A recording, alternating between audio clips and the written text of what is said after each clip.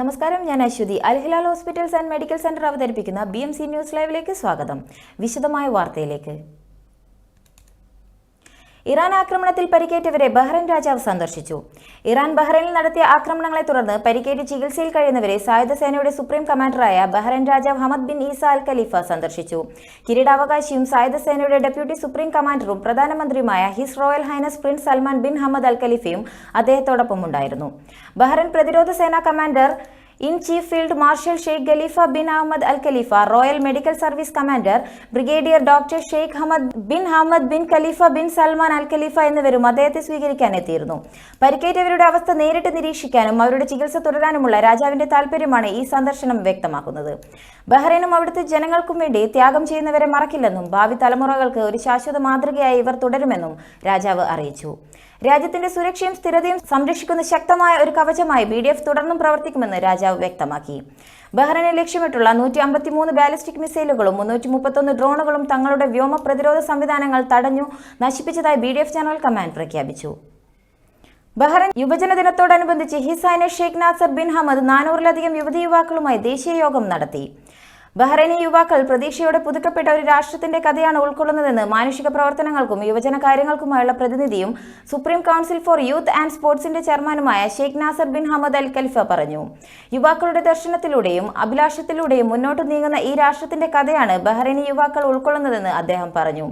അവരുടെ പരിശ്രമങ്ങളിലൂടെയും ആശയങ്ങളിലൂടെയും നല്ല സ്വാധീനം ചെലുത്താനുള്ള അവരുടെ കഴിവിലുള്ള വിശ്വാസത്തിലൂടെയുമാണ് ഇന്ന് ഭാവി കെട്ടിപ്പടുക്കുന്നതെന്ന് അദ്ദേഹം പറഞ്ഞു. ബഹ്റൈൻ യുവജന ദിനം ആചരിച്ചു. വികസനത്തിൽ യുവാക്കളുടെ പങ്ക് എടുത്തുകാട്ടി സദേൺ ഗവർണർ. മാർച്ച് 25 ബഹ്റൈൻ യുവജന ദിനത്തോടനുബന്ധിച്ച് deputy governor brigadier Hamad Mohammed Al ഖയാത്തിന്റെ സാന്നിധ്യത്തിൽ southern governorate governor His Highness Sheikh Khalifa bin Al Khalifa governorate ജീവനക്കാരുമായി കൂടിക്കാഴ്ച നടത്തി. യോഗത്തിൽ ബഹ്റൈൻ യുവാക്കൾ ദേശീയ വികസനത്തിൽ അനിവാര്യമായി പങ്കുവഹിക്കുന്നുണ്ടെന്ന് ഷെയ്ഖ് ഖലീഫ ബിൻ അലി പറഞ്ഞു. രാജാവ് ഹമദ് ബിൻ ഈസ അൽ ഖലീഫയുടെ നിർദ്ദേശപ്രകാരം യുവാക്കളെ ശാക്തീകരിക്കുന്നതിനും വിവിധ മേഖലകളിൽ അവരുടെ പങ്ക് ശക്തിപ്പെടുത്തുന്നതിനും നൽകുന്ന പിന്തുണയും കിരീടാവകാശിയും പ്രധാനമന്ത്രിയുമായ His Royal Highness Prince Salman bin Hamad Al ഖലീഫയുടെ തുടർ നടപടികളും അദ്ദേഹം ചൂണ്ടിക്കാട്ടി. യുവാക്കളെ പിന്തുണയ്ക്കുന്നതിനും നവീകരണത്തെ പ്രോത്സാഹിപ്പിക്കുന്നതിലും മാനുഷിക പ്രവർത്തനത്തിലും യുവജന കാര്യത്തിനുമുള്ള രാജാവിന്റെ പ്രതിനിധി His Highness Sheikh Nasser bin Hamad Al ഖലീഫയുടെ പങ്കും ഷെയ്ഖ് ഖലീഫ ബിൻ അലി വ്യക്തമാക്കി. ബഹ്റൈൻ യുവാക്കൾക്കായി ഒരു ദിവസം നിശ്ചയിക്കാനുള്ള ഹിസ് ഹൈനസിന്റെ സംരംഭത്തെ അദ്ദേഹം പ്രശംസിക്കുകയും യുവാക്കളെ ശാക്തീകരിക്കുന്നതിലും ദേശീയ വികസനത്തിൽ അവരുടെ പങ്ക് വഹിക്കാൻ അവരെ പ്രോത്സാഹിപ്പിക്കുന്നതിലും ഇത് ഒരു പുരോഗമനപരമായ ചുവടുവയ്പ്പാണെന്ന് അദ്ദേഹം ചൂണ്ടിക്കാട്ടി. വിവിധ മേഖലകളിൽ അവരുടെ കഴിവുകൾ വികസിപ്പിക്കുന്നതിനും നവീകരണത്തെ പ്രോത്സാഹിപ്പിക്കുന്നതിലും ഗവർണർ നൽകുന്ന പിന്തുണയ്ക്ക് സ്റ്റാഫ് അംഗങ്ങൾ നന്ദി പറഞ്ഞു. ഇടവേള. Our skin is the mirror of our soul.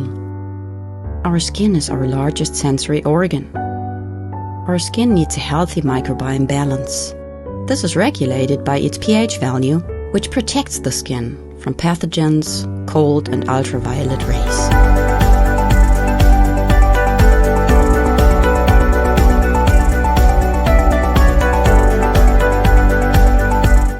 Sebamed protects your skin.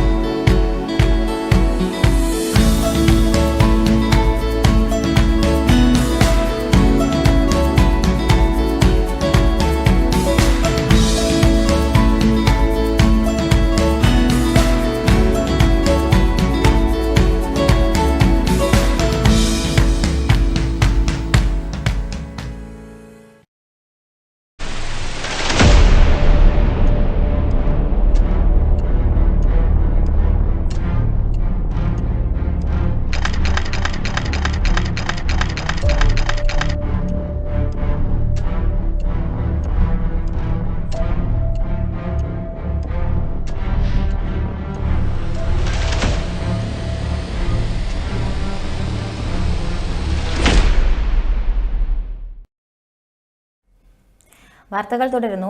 ബഹ്റൈനിലെ സ്കൂളുകളിലെ പുതിയ സൗകര്യങ്ങളും പഠന പ്രക്രിയയും അവലോകനം ചെയ്ത് വിദ്യാഭ്യാസ മന്ത്രി. ബഹ്റൈനിൽ പുതുതായി ഉദ്ഘാടനം ചെയ്ത അക്കാദമിക് കെട്ടിടങ്ങളും അവയുടെ വിദ്യാഭ്യാസ ഭരണ സൗകര്യങ്ങളും പ്രവർത്തന പദ്ധതികളും അവലോകനം ചെയ്യുന്നതിനായി വിദ്യാഭ്യാസ മന്ത്രി ഡോക്ടർ മുഹമ്മദ് ബിൻ മുബാറക് ജുമ അൽ ബുസൈത്തീൻ പ്രൈമറി ബോയ്സ് സ്കൂളും അസ്മദാറ്റ് അൽ നെദാഖൈൻ പ്രൈമറി ഗേൾസ് സ്കൂളും സന്ദർശിച്ചു. 2 പുതിയ കെട്ടിടങ്ങളിലും വികലാംഗ വിദ്യാർത്ഥികൾക്കുള്ള സൗകര്യങ്ങൾ, കമ്പ്യൂട്ടർ ലബോറട്ടറികൾ, കുടുംബ വിദ്യാഭ്യാസ ലബോറട്ടറികൾ, മറ്റ് സഹായ സൗകര്യങ്ങൾ എന്നിവ ഉൾപ്പെടുന്നു. 2 സ്കൂളുകളിലെയും അഡ്മിനിസ്ട്രേറ്റീവ് ടീച്ചിംഗ് സ്റ്റാഫുകളെ മന്ത്രി കാണുകയും ഡിജിറ്റൽ പ്ലാറ്റ്ഫോമിലൂടെ പഠന പ്രക്രിയ അവലോകനം ചെയ്യുകയും ചെയ്തു. പഠന പ്രക്രിയയുടെ തുടർച്ച ഉറപ്പാക്കാൻ സ്കൂൾ ജീവനക്കാരുടെ ശ്രമങ്ങളെയും മന്ത്രി പ്രശംസിച്ചു.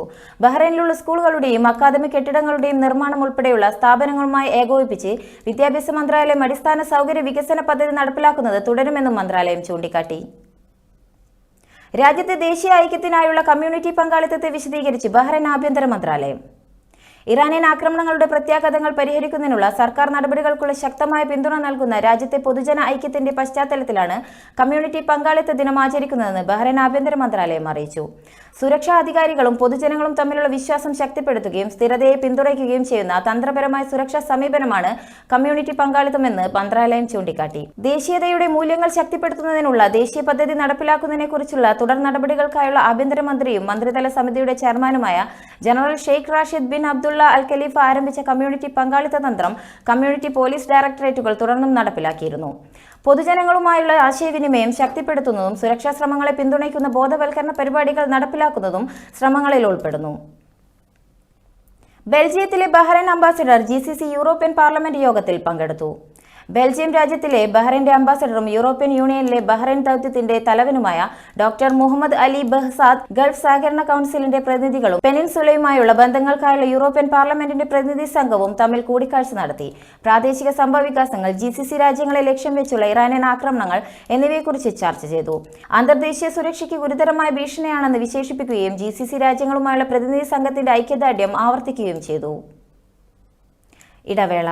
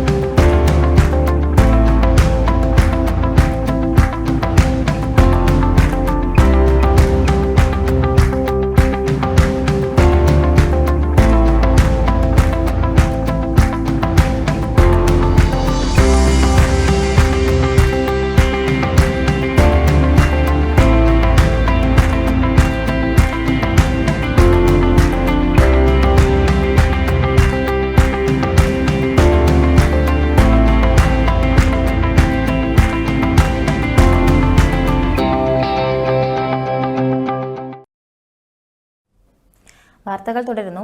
ന്യൂഡൽഹിയിലെ ബഹ്റൈൻ അംബാസഡർ ഇന്ത്യൻ വിദേശകാര്യമന്ത്രിയുമായി കൂടിക്കാഴ്ച നടത്തി. ഇന്ത്യയിലെ ബഹ്റൈൻ അംബാസിഡർ അബ്ദുൾ റഹ്മാൻ മുഹമ്മദ് അൽ ഖൗദ് ന്യൂഡൽഹിയിൽ ഇന്ത്യയുടെ വിദേശകാര്യമന്ത്രി ഡോക്ടർ സുബ്രഹ്മണ്യം ജയശങ്കറുമായി GCC അംബാസഡർമാരുടെ യോഗത്തിൽ അധ്യക്ഷത വഹിച്ചു. ഗൾഫ് സഹകരണ കൗൺസിലിന്റെ 46ാമത് സെഷനിൽ ബഹ്റൈൻ അധ്യക്ഷനാകുന്നതിന്റെ ഭാഗമായിട്ടായിരുന്നു കൂടിക്കാഴ്ച. GCCയും ഇന്ത്യയും തമ്മിലുള്ള ശക്തമായ ബന്ധത്തെക്കുറിച്ച് അംബാസിഡർ അൽ ഖൗദ് എടുത്തു പറഞ്ഞു. ഇന്ത്യയുടെ പിന്തുണയെയും GCC നേതൃത്വവുമായുള്ള ഉന്നതതല ഇടപെടലിനെയും പ്രശംസിച്ചു.